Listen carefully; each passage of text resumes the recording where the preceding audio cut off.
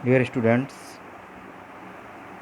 welcome in my video lecture of System Analysis and Design of BCA 4th semester.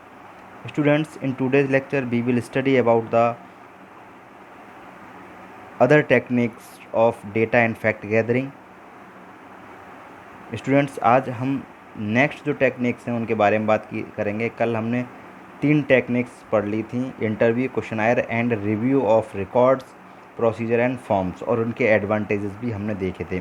अब जो 4th number की जो हमारी technique है, जो यूज होती है इंफॉर्मेशन गैदरिंग में या डेटा या फैक्ट गैदरिंग में, किसी सिस्टम को प्रिपेयर करते हैं तब, ठीक है, जब सिस्टम की हम प्लानिंग करते हैं तब वो इन्फॉर्मेशन या डेटा या फैक्ट कैसे गैदर किए जाएंगे, उनके लिए कौन कौन सी टेक्निक यूज़ होती हैं, उनकी 3 टेक्निक्स हम प्रीवियस लेक्चर्स में पढ़ चुके हैं। आज हम उसके 4th टेक्निक की बात करेंगे, दैट इज़ ऑब्जर्वेशन। आपके कोर्स में केवल 5 टेक्निक्स हैं, लेकिन मैंने इस टॉपिक में जितनी भी मोस्टली इम्पोर्टेंट टेक्निक्स हैं सारी कवर की हुई हैं, ठीक है। आपके इसमें लगभग 8 टेक्निक्स आपको मिलेंगी, जो कि 3 टेक्निक इसमें एक्स्ट्रा हैं आपके कोर्स के अलावा, लेकिन इम्पोर्टेंट हैं, ठीक है। 4th देखते हैं, observation. This is a method of gathering information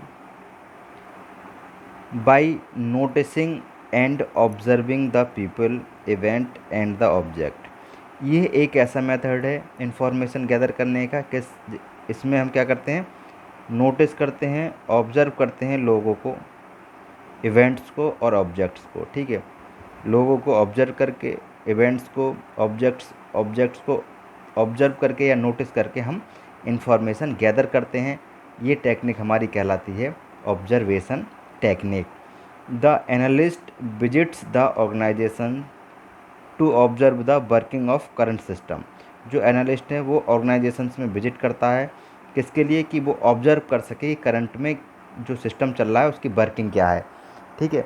current system की वर्किंग को ऑब्जर्व करने के लिए जो सिस्टम एनालिस्ट है वो ऑर्गेनाइजेशन में विजिट करता है and understand the requirement of the system. और विजिट करने के बाद, ऑब्जर्व करने के बाद वो समझता है कि जो सिस्टम है ऑर्गेनाइजेशन का उसकी रिक्वायरमेंट क्या है, इसे भी वो समझता है, ठीक है। ऑब्जर्वेशन का मतलब क्लियर हो गया, यानी कि किसी इवेंट को, लोगों को या वहाँ के ऑब्जेक्ट को देखकर सिस्टम को ऑब्जर्व करना और ये समझना कि वो सिस्टम की में क्या क्या चीज़ ज़रूरी है, क्या क्या ज़रूरत है, क्या क्या रिक्वायरमेंट है। इसे हम ऑब्जर्वेशन टेक्निक कहते हैं, ठीक है। एडवांटेजेस ऑफ ऑब्जर्वेशन की बात करें तो सबसे पहला एडवांटेजेस है, it is a direct method for gleaning information, ठीक है। ये क्या है, डायरेक्ट मेथड है इन्फॉर्मेशन को ग्लेन मतलब बटोरना या इन्फॉर्मेशन लेना किसी से, ठीक है। यानी कि खुद ऑब्जर्व करके इन्फॉर्मेशन को हम बटोर सकते हैं, यानी ले सकते हैं इन्फॉर्मेशन, ठीक है। It is a direct method for gleaning information, ठीक है। इन्फॉर्मेशन ग्लेन करने के लिए इसका यूज होता है। It is useful in situation where authenticity of data collected is in questions or when complexity of certain aspects of system prevents clear explanation by end user। ये observation technique useful है किसके लिए, ऐसी situation में जब जो data collect किया गया है क्वेश्चनायर के द्वारा, क्वेश्चंस के द्वारा, उसकी ऑथेंटिसिटी देखने के लिए, और ये देखने के लिए कि when complexity of certain aspects of system, कि जो हमें इन्फॉर्मेशन मिली है वो सिस्टम के किस एस्पेक्ट्स के अकॉर्डिंग कॉम्प्लेक्स है या नहीं है, ठीक है। Prevent clear explanation by the end user, और जो एंड यूज़र हमें एक्सप्लेनेशन दे रहा है, ऑब्जर्व करने के बाद हमें क्लियर हो जाएगा कि जो उसने हमें इन्फॉर्मेशन दी है वो एक्यूरेट है या नहीं है, ठीक है। It produce more accurate and reliable data. जो ऑब्जर्वेशन टेक्निक है उसके थ्रू हम जो भी हमारी इन्फॉर्मेशन या डेटा या फैक्ट हैं वो बहुत ही ज़्यादा एक्यूरेट और रिलायबल फॉर्म में प्राप्त कर सकते हैं, ठीक है। It produces all the aspects of documentation, documentation के सारे जो एस्पेक्ट्स हैं उसे प्रोड्यूस करता है, that are incomplete and outdated, जो इनकम्प्लीट हैं डॉक्यूमेंटेशन के एस्पेक्ट्स और जो आउटडेटेड हैं उन सबको ये प्रोड्यूस करता है ऑब्जर्वेशन, क्योंकि ऑब्जर्व करेंगे सिस्टम को पता चल जाएगा कौन सी चीज़ आउटडेटेड है या इनकम्प्लीट है, उन सबको फिर कंप्लीट किया जाएगा। ठीक है, तो ये थी हमारी टेक्निक ऑब्जर्वेशन। अब बात करते हैं प्रेजेंटेशन की। नेक्स्ट टेक्निक है प्रेजेंटेशन, जो कि आपके सिलेबस में भी है। प्रेजेंटेशन की बात करें तो sometime presentation can also be conducted by analyst, कई बार एनालिस्ट के द्वारा प्रेजेंटेशन कंडक्ट किया जाता है, किसके लिए? For presenting his understanding for the system, जिससे कि जो एनालिस्ट है वो अपने सिस्टम की अंडरस्टैंडिंग्स को प्रेजेंट कर सके, एंड प्रॉब्लम विद इट, और जो प्रॉब्लम है इसके साथ उन्हें भी शेयर कर सके या समझा सके। सच प्रेजेंटेशन में include showing slide, interacting with people and talking to them regarding system. इस प्रेजेंटेशन में क्या होता है, लोगों को स्लाइड्स दिखाई जाती हैं, प्रेजेंट की जाती है, इंटरेक्ट की स्लाइड के थ्रू इंटरेक्ट किया जाता है लोगों को स्लाइड दिखाकर, and talking to them regarding system, और उस सिस्टम के रिगार्डिंग उन लोगों से बात की जाती है। आस्क क्वेश्चंस पूछे जाते हैं, आंसर लिए जाते हैं उन क्वेश्चन के कि क्या ये अगर प्रॉब्लम है, ये क्वेश्चन है, इसके क्या आंसर हो सकते हैं। ठीक है, ये प्रेजेंटेशन के थ्रू हो सकता है। जैसे प्रेजेंटेशन चल रहा है उसी के बीच में क्वेश्चन आंसर राउंड में ही आप पूछ सकते हैं कि जो आपने सिस्टम बनाया उसका सिस्टम बना है उसमें प्रेजेंटेशन जो हुआ है उसके अकॉर्डिंग सिस्टम में क्या क्या प्रॉब्लम है, क्या क्या आगे नीड्स हैं, कौन कौन से क्वेश्चंस हमारे प्रॉब्लम आएंगी, उनके क्या क्या सॉल्यूशन है, इन सारी चीज़ों को लेकर हम डिस्कशन या टॉक कर सकते हैं प्रेजेंटेशन के थ्रू। ठीक है, presentation are useful when user are passive or too busy to actively explain things. फिर जो प्रेजेंटेशन है वो यूज़फुल है कब? जब यूज़र जो हैं वो पैसिव मैनर में रहते हैं, ठीक है, और ज़्यादा बिजी रहते हैं, वो भी इसमें एक्टिवली एक्सप्लेन कर सकते हैं चीज़ों को। ठीक है, तो ये था हमारा प्रेजेंटेशन। क्लियर, प्रेजेंटेशन से ये हेल्प मिलती है। अब बात करते हैं ग्रुप कम्युनिकेशन की। ग्रुप कम्युनिकेशन के बारे में आप अच्छी तरह जानते भी होंगे क्या है। ठीक है, आजकल व्हाट्सएप के थ्रू जो ग्रुप बने उन पर आप कम्युनिकेशन करते हैं। इसी तरीके से जब हम किसी ग्रुप से या किसी ग्रुप में आपस में किसी टॉपिक को लेकर सिस्टम के बारे में कंसर्न करते हैं, कम्युनिकेशन करते हैं, उससे क्या होता है, वो टेक्निक हमारी इंफॉर्मेशन गैदरिंग में बहुत फ़ायदा पहुंचाती है किसी सिस्टम को प्रिपेयर करने के लिए। ग्रुप कम्युनिकेशन की बात करें तो this method is often used when there no time for personal interview and information is required from face to face session.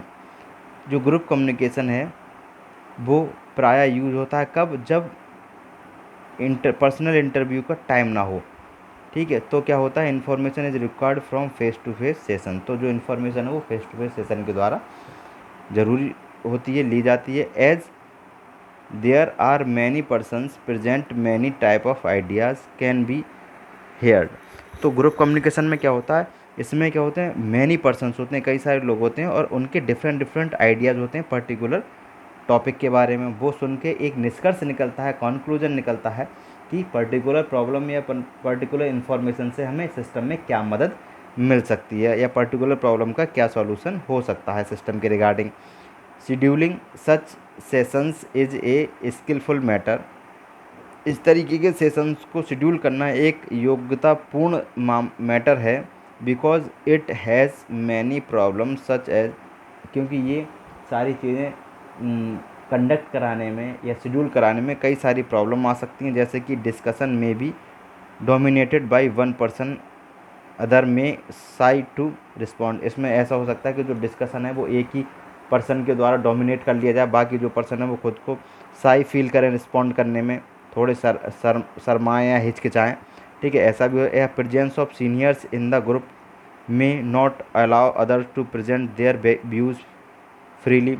और अगर ग्रुप में सीनियर हैं तो जो जूनियर हैं उन्हें अपने व्यूज़ प्रेजेंट करने का मौका नहीं देंगे फ्रीली की मौका, या जो जूनियर हैं वही मान लीजिए सीनियर उसकी वजह से थोड़ा हिचक उनके अंदर हो कि सीनियर्स हमारे हैं तो हम अपना प्रेजेंटेशन कैसे दें, ये भी इसमें एक ड्रॉबैक हो सकता है ग्रुप कम्युनिकेशन में। और डिस्कशन में lead to verbal fight etcetera, और डिस्कशन हो सकता है इतना लॉन्ग हो जाए या इतना एग्रेसिव हो जाए कि कभी कभी कॉन्फ्लिक्ट्स भी इसमें हो सकते हैं। तो ग्रुप डिस्कशन में हमें इन्फॉर्मेशन तो मिल जाती है, लेकिन कुछ ड्रॉबैक्स हैं, उनके बारे में मैंने यहाँ आपको बताया है। अब बात करेंगे साइट विजिटिंग की।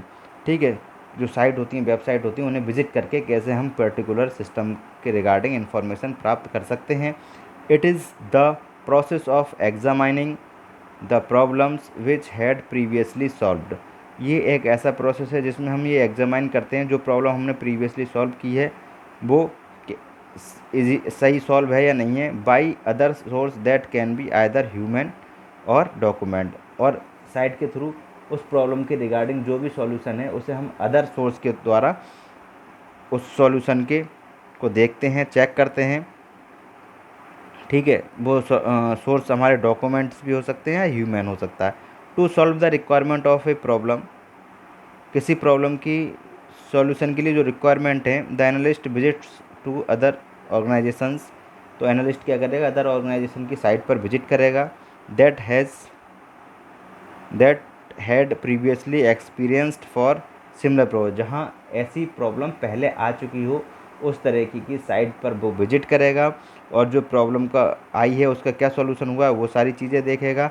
इन addition the analyst can also find the information from database, और इसके लिए जो एनालिस्ट है वो डेटाबेस से भी इसके रिगार्डिंग इन्फॉर्मेशन फाइंड कर सकता है। रेफरेंस बुक के द्वारा इन्फॉर्मेशन फाइंड कर सकता है। केस स्टडी एंड इंटरनेट के द्वारा भी वो इन्फॉर्मेशन प्रोवाइड कर सकता है। ठीक है, इन्फॉर्मेशन ले सकता है जो कि उसके सिस्टम को के प्रोजेक्ट में उसे मदद करेंगी। तो ये थी हमारी आज 4 टेक्निक्स हमने पढ़ी थी, observation, presentation, group communication and site visiting. कल नेक्स्ट टेक्निक के बारे में बात करेंगे। आज के वीडियो लेक्चर में स्टूडेंट्स इतना ही। Okay, thank you.